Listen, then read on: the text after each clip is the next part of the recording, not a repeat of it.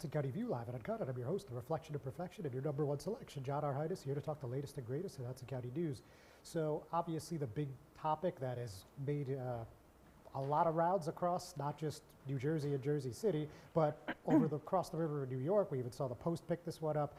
Of course, I'm talking about the arrest of Emily Purcell. She is a Jersey City special needs parent. She was arrested at the Board of Education meeting 1 week ago for defiant trespass, issued a summons, walked out in handcuffs. Obviously, the video that I posted from a first-person point of view from one of the parents at the meeting definitely is doing a lot of numbers. I think it's safe to say that went viral, so there's a lot to talk about there.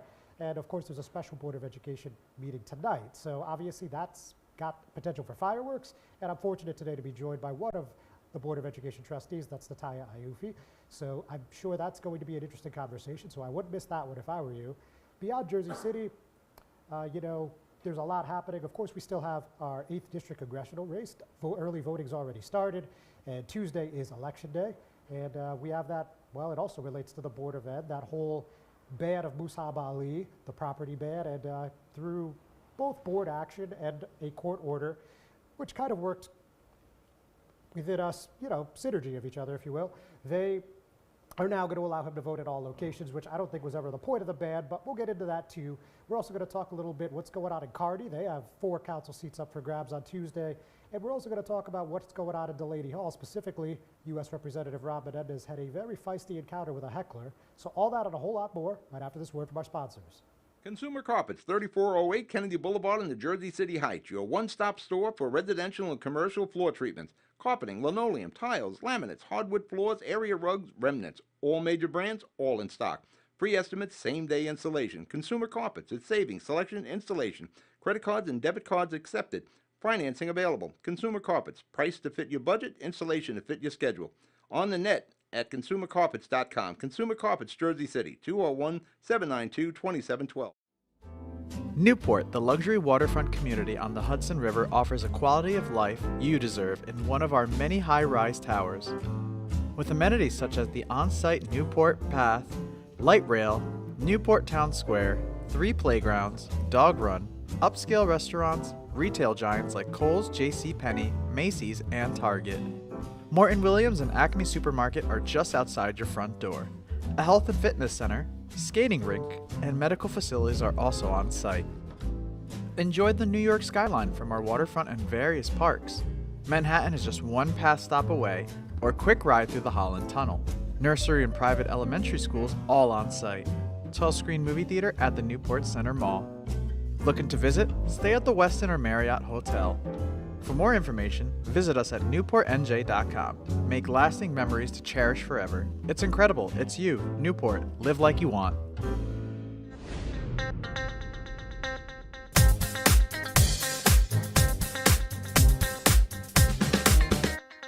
That's a Getty View live on Uncut, Chad Arhitis. So this whole Board of Education fiasco, a lot of things happened at this 5.5-hour meeting. And of course, the main one that people are talking about is this arrest. Not really much else to say right now, because I think we're going to have a very extensive conversation with our guest today, one of the trustees, Natalia Loffe, as I already said. But, it was a little bit surreal to watch in real time, just from the comfort of your home. I wasn't at the meeting, just to be clear, but from what I could see on the recording, which was Facebook Live, they went to recess. Obviously, it was a pretty heated meeting, and most of them are these days, so this wasn't anything particularly shocking or new. And then we came back, and all of a sudden 2 police officers were there, and this woman gets escorted out in handcuffs, again, allegedly defying trespass for disrupting the meeting by yelling, speaking out of term. We heard from Vice President Dejan Morris. He talked about the district rules, specifically the preamble, and they said they're enforced very strictly, and when someone is warned not to speak out of turn, that they should listen, basically. Of course, there's a little more to it than that, but that's the gist of it. And we've heard from a number of officials. We've heard from Ward E Councilwoman Elena Little. And you saw on Tuesday morning early, she shared this email exchange she had with Board President Noemi Velasquez, and that went south. Basically, she said, I don't think public comment should be limited, and everyone should get their 3 minutes, as well as that we should only be arresting people if it's an absolute specific threat kind of situation. Very, very, very unusual circumstances. Otherwise shouldn't happen. So with that, Velasquez basically responded in a condescending manner. It basically said, you don't have much political experience, you don't know what you're talking about. And then we also heard from Ward B Councilman Joe Brooks and Ward D Councilman Jake Efros, and they said we felt like we had to respond to the chaos at the BOE, and they, basically said like we could hold them accountable in November, but right now what we're going to focus on is the here and now, and we're going to talk about how we think this was inappropriate. They spoke out against, and we actually heard from one other city official, and of course that was Mayor James Solomon at a Riverview Neighborhood Association meeting last night. So I think the biggest takeaway, at least from my point of view, was this. He said, the best way to try to create change is to engage and support candidates who you think are running for the right reasons, that have a vision for strong public schools. I think too often we haven't had engagement in our public school elections. I don't want to move to a tiered system or a mayoral control system. I don't think those are the solutions. The solutions are for us to get engaged. Obviously, I think like many of us, I am troubled by the arrest. So there's more, but if you read that piece that I put up this morning, less than an hour ago, you'll get the gist of it. And we have a video on X and on Facebook and on YouTube. So I think that covers it for now. We'll save the rest for the guest of the day. So let's talk a little bit about Delaney Hall here. So obviously, over the holiday weekend, there was a lot of tensions at this federal detention center in Newark. It's actually part of the 8th Congressional District. And, these Democratic leaders were there, including our congressman, including our governor, Mikey Sherrill, U.S. Senator Andy Kim, many others.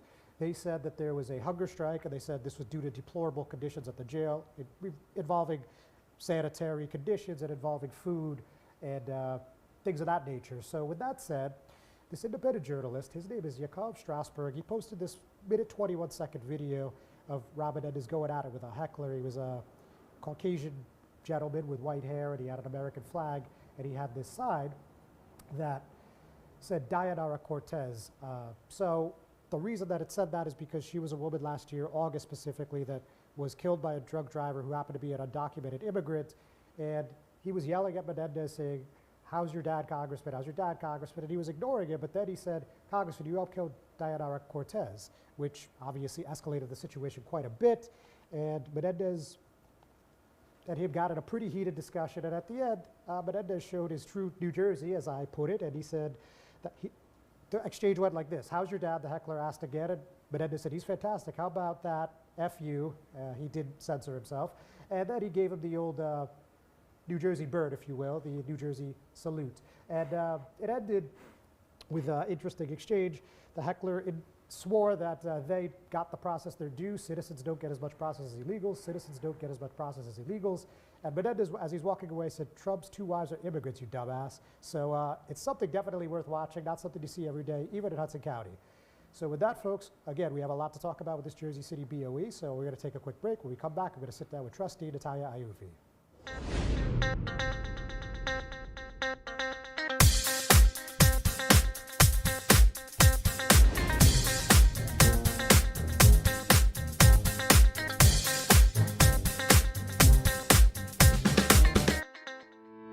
Panepinto Properties, Jersey City, shaping the workplace with state-of-the-art office spaces and addresses your company desires.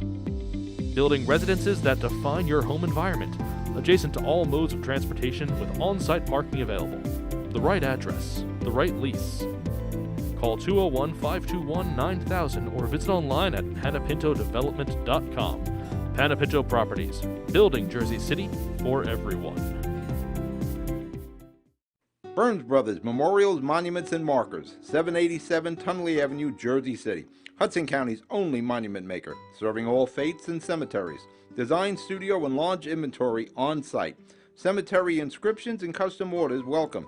Burns Brothers Memorials, Monuments, and Markers, 787 Tunley Avenue, just south of Secaucus Road. Craftsmanship that will last for all eternity. Burns Brothers, Jersey City, Albert H. Hopper, North Arlington. Visit us on the net. Good Friend Self-Storage in North Bergen, New Jersey is a fully climate-controlled facility equipped with state-of-the-art security, packing supplies, a Refer a Friend program, and multiple loading docks convenient for commercial use. Located just off of Route 3 at 4301 Tunley Avenue, Route 1 and 9. Call 201-867-2444 or visit us on the web today. Good Friend Self-Storage. Let us be your good friend.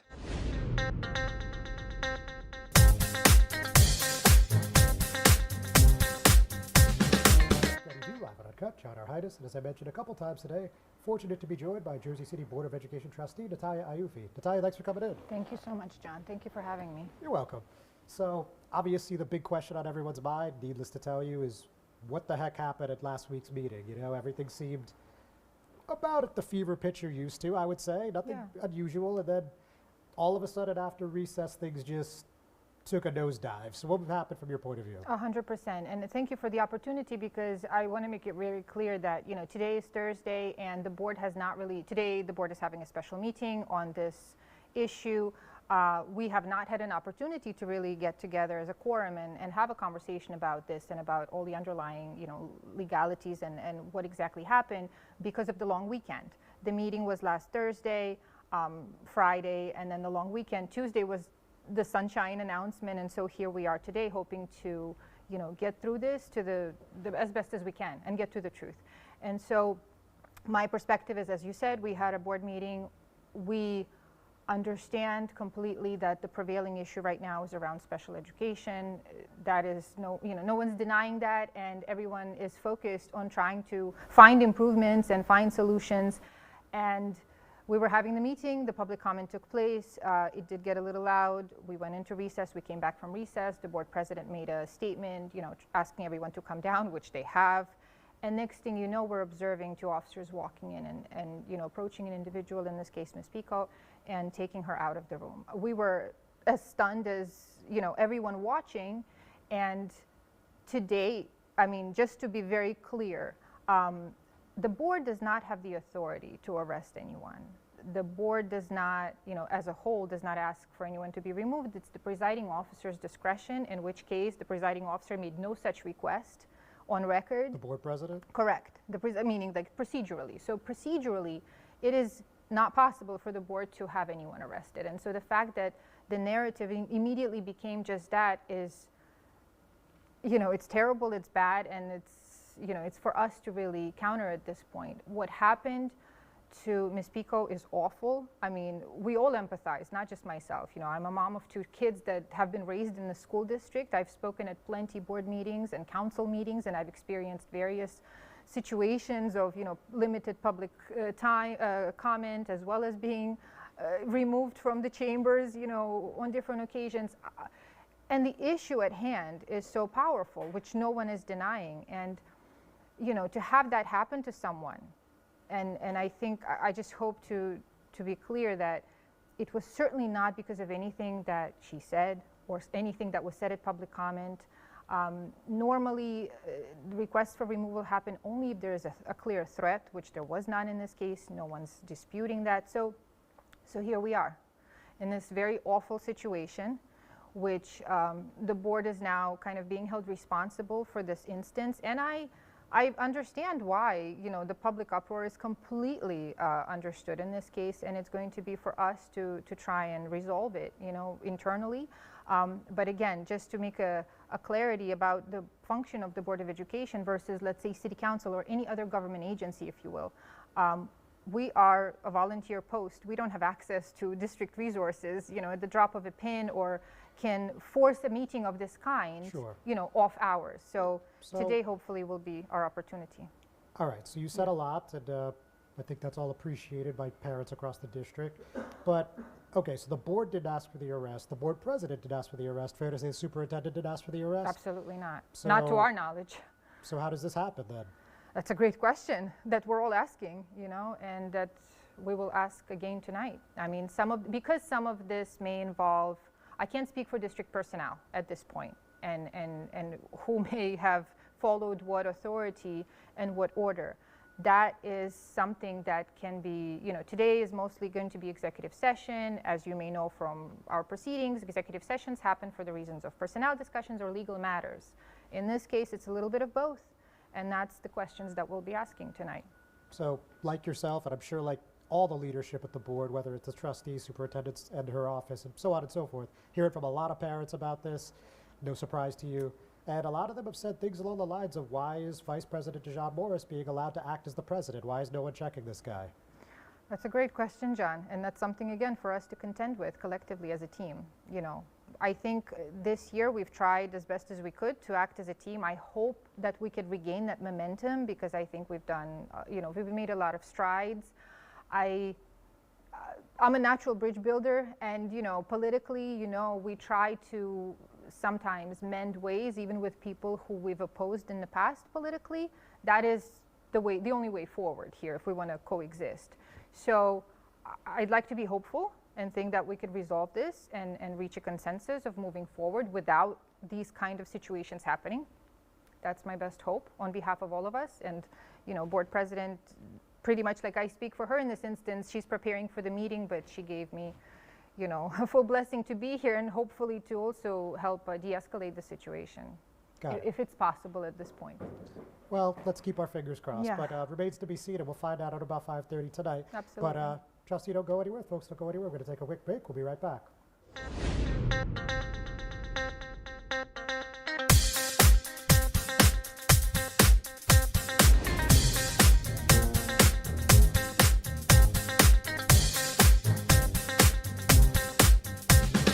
Consumer Carpets, 3408 Kennedy Boulevard in the Jersey City Heights, your one-stop store for residential and commercial floor treatments, carpeting, linoleum, tiles, laminates, hardwood floors, area rugs, remnants. All major brands, all in stock.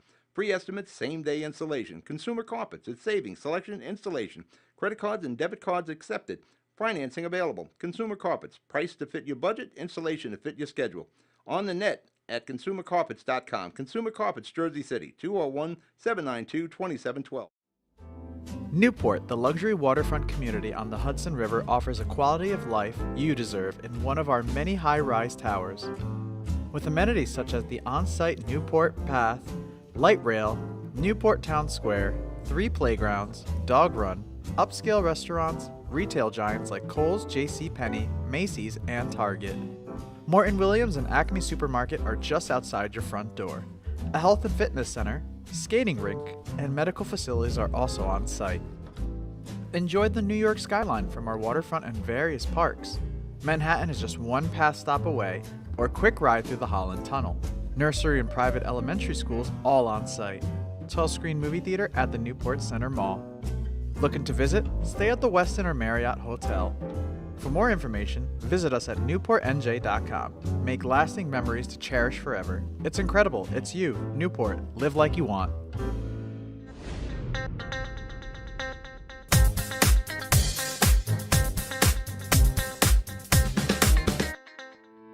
Panepinto Properties, Jersey City, shaping the workplace with state-of-the-art office spaces and addresses your company desires.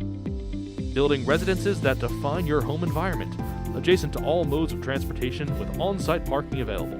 The right address, the right lease. Call 201-521-9000 or visit online at panepintodevelopment.com. Panepinto Properties, building Jersey City for everyone.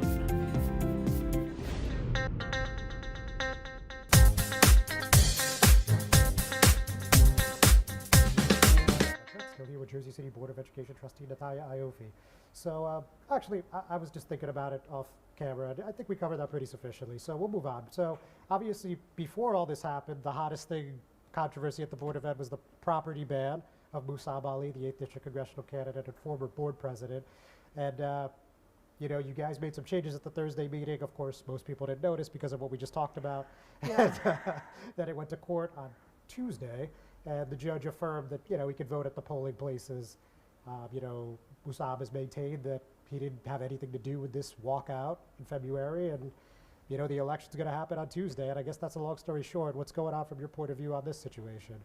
Well, I find it interesting how, you know, different media coverages, there's, as friends say in Hudson County, there's always three sides to the story. He said, she said, and what really happened. So in this case, the board made a decision to amend the resolution to take out the proposed imminent harm or the emergency situation that was alleged in the complaint that Musab Ali put forward. And so we did what we did. We amended the resolution to the point which should have been common sense, because it was not anyone's intention, you know, clearly so, to prevent anyone from voting.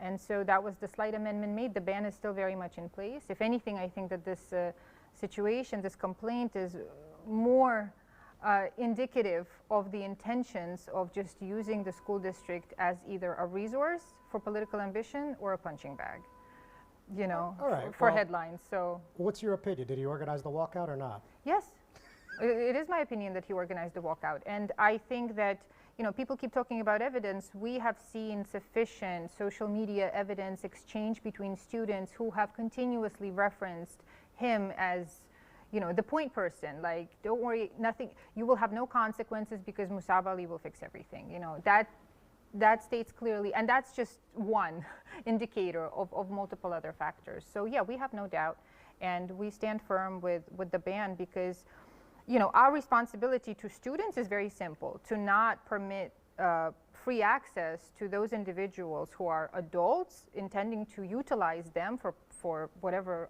ulterior motives or purposes.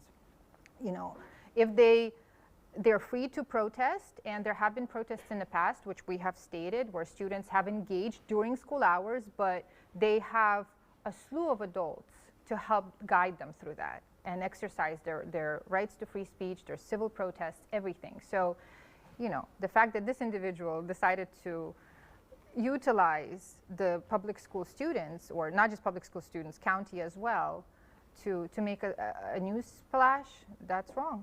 And that's one stance that we can make in this regard. All right. The federal complaint, yet it says what it says, which is, of course, the complete opposite, but you would attribute this to political shenanigans, fair to say? Absolutely. And then the fact that, listen, this issue may have been resolved, the actual issue of voting on June 2nd in a school space during voting hours, but my understanding, and I could be wrong, but my understanding is that Mr. Ali is still intending to sue us for every penny. Still pending. Whether individually or collectively, the district as a whole, which I think also is indicative in a time of one of the worst funding crises, you know, that our district has experienced. You know, we may have to close schools next year because of the shortfall and the lack of funding. But, you know, sure, it's a great idea to sue the district for more. All right. Well, you talk about the budget crisis before Emily Passau and before Musabali. The controversy was Yeah. the budget, as you recall, of course. Absolutely. But, And that is really, for me especially, that is the issue at the heart of everything. So 1.2 billion roughly, and well, one thing that I really didn't understand, to be perfectly honest with you, nobody could tell me what the tax increase was. So, from your perspective, why did you vote for the budget if you didn't know what the tax increase is? Because, John, and I voted no last year, right? So Yeah. I have now voted no at least twice and voted yes 3 times, like in my totality of years on the board. This was the first time in my experience on the board, starting from 2022, that the budget has been so, well, fine-tooth comb, I guess, with regard to comprehensiveness of it, right? So it has been presented again and again and again. We've had opportunities to have a town hall. We've had opportunities to ask questions. We had actually 2 council people, including Councilwoman Little and Council at Large, Mr. Lavaro, who's, you know, he's an expert on municipal funding as well as other things. And so we were able to have a roundtable discussion on our budget and just like see it for what it was. There is nothing left to cut, because the biggest criticism usually, well, just trim the fat, cut whatever you can. The district has eliminated hundreds of positions across the board.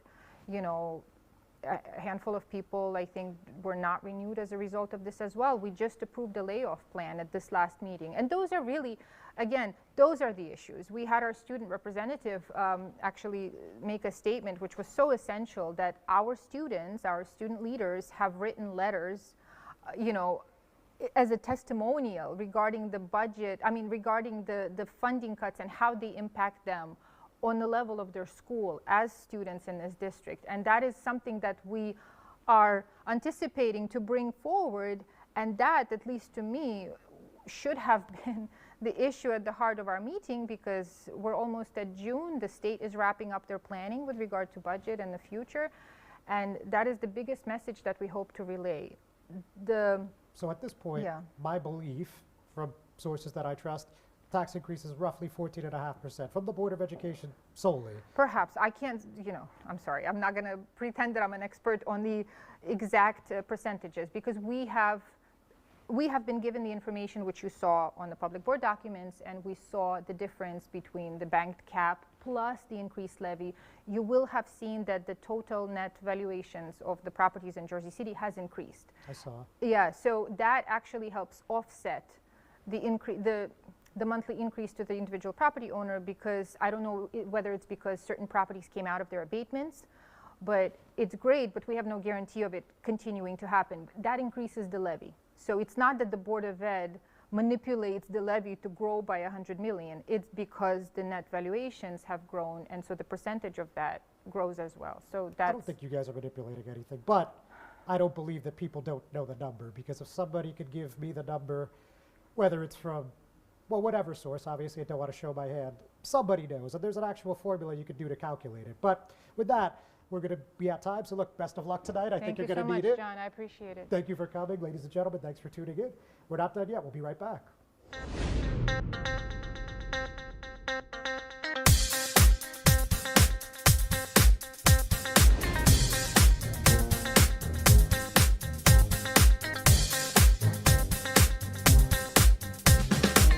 Burns Brothers Memorials, Monuments, and Markers, 787 Tunley Avenue, Jersey City.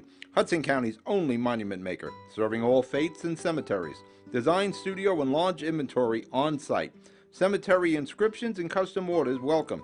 Burns Brothers Memorials, Monuments, and Markers, 787 Tunley Avenue, just south of Secaucus Road. Craftsmanship that will last for all eternity. Burns Brothers, Jersey City, Albert H. Hopper, North Arlington. Visit us on the net. Good Friend Self-Storage in North Bergen, New Jersey is a fully climate-controlled facility equipped with state-of-the-art security, packing supplies, a Refer a Friend program, and multiple loading docks convenient for commercial use. Located just off of Route 3 at 4301 Tunley Avenue, Route 1 and 9.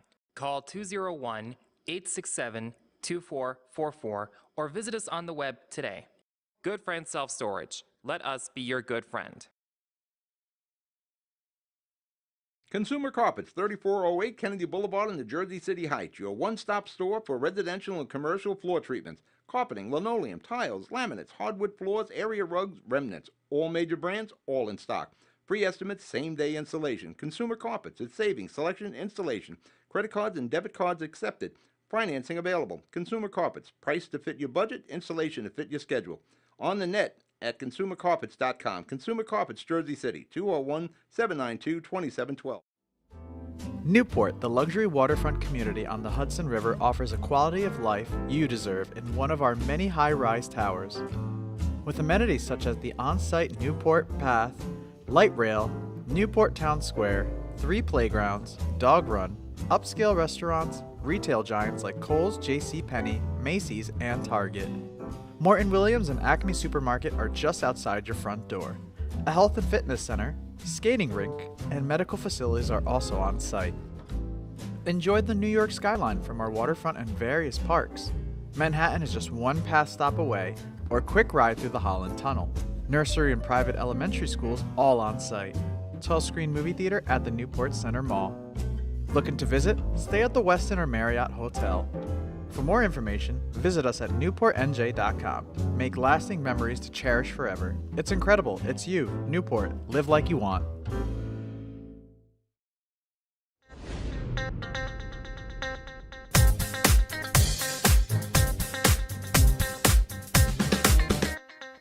Hudson County View live on a cut shot, our hiatus.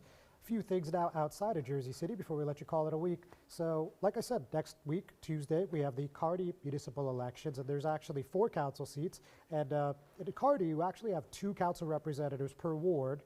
So 1 seat in each ward, 1, 2, 3, and 4, are up for grabs. And you have Mayor Carol G. Doyle running a slate, and you have 3 incumbent council members with 1 newcomer on a separate slate, simply called Team Kearney. So it's an interesting dynamic. You have the Kearney Democratic Organization, and you also have the Hudson County Democratic Organization on one side, and then you have, I guess, basically independents on the other side. So, you know, that's always fun, especially when we're talking municipal elections. Now, the reason that this really is coming to a head now is on Tuesday night, the Kearney Town Council met, and they were supposed to vote on the budget. And you would think having a budget vote this close to an election would be academic. That's not what happened here. Actually, it was a $99 million budget with about a 4.5% tax increase. And interestingly, in Kearney, it really is a fascinating form of government, folks, in my opinion, because they had a 5-4 vote, and in probably 99 out of 100 municipalities in New Jersey, that would be good enough to pass. Not here. It's a different set of rules, so you need a supermajority, and it actually got voted down 5-4, which is extremely unusual, but it's the way it works. So it was a lively discussion, and you know, the people that voted no were First Ward Councilman George Zapata, Second Ward Councilman Dennis Solano, Third Ward Councilwoman Eileen Eckel, and she's not running, but she's endorsed Sarah Bonilla on the Team Kearney slate, and Fourth Ward Councilman Stathis Theodoropoulos voted no, and they cited a $14 million budget deficit, and Zapata and Theodoropoulos specifically said that they've been talking about this since last summer. They did a resolution seeking a 3-year plan that was passed by the council, the entire governing body, and everything just kind of fizzled out for reasons unknown. So basically, I think Zapata's comment's a good way to sum it up. He said the fact that there's no long-term plan to address the budget deficit is unacceptable. We can't simply raise our hands and say, it is what it is. I don't think that's responsible governance. We've made numerous suggestions and asked for ways to go outside the box to find savings, just like we did last year. This budget doesn't do anything like that. So pretty straightforward. And, you know, according to Kearney CFO Schwab Farazvi, he said that this surplus is actually going to be kaput by the end of 2027 if they approve the budget that was in front of them on Tuesday. And of course, I'm sure that influenced some people voting no. And whatever the case may be, we heard from Doyle, you know, me and her had a pretty nice conversation about this, and but she attributed this to election politics. Unfortunately, some members of the town council chose to use last night's meeting as their own political stage ahead of the primary election. The CFO shared budget plans with the town council 2 weeks ago. None of the council members who voted no reached out to him with any questions or concerns prior to the meeting, which is telling of their intentions.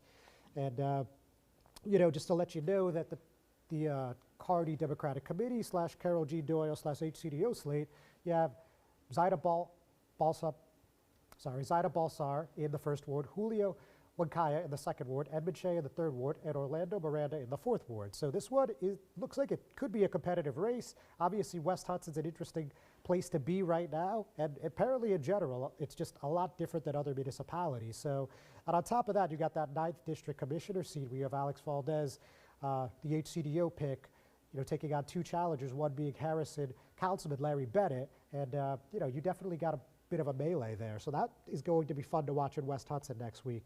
And then, this story, not political at all, it is really, I gotta say, pretty sickening. I mean, the allegations are a Secaucus police officer, who's of course retired now, his name's Officer Walter Harrell, sexually assaulted a 12-year-old boy in 1994. And the way that the sexual assault rules work in New Jersey, you could file at any time. There's no statute of limitations, and the allegations are quite disturbing, if I say so myself. And it says that he implicitly and explicitly used his authority and status as a police officer and supervisor for Secaucus PD to coerce this young boy into participating in sexual acts in front of him. So really, really disturbing allegations, again, in my opinion. And this one's going to make its way through the courts. And interestingly, the plaintiff, who was only identified as John Doe, is now working for the Jersey City Police Department. So with that, folks, we're going to call it a week. We'll see you next time. Thanks for tuning in.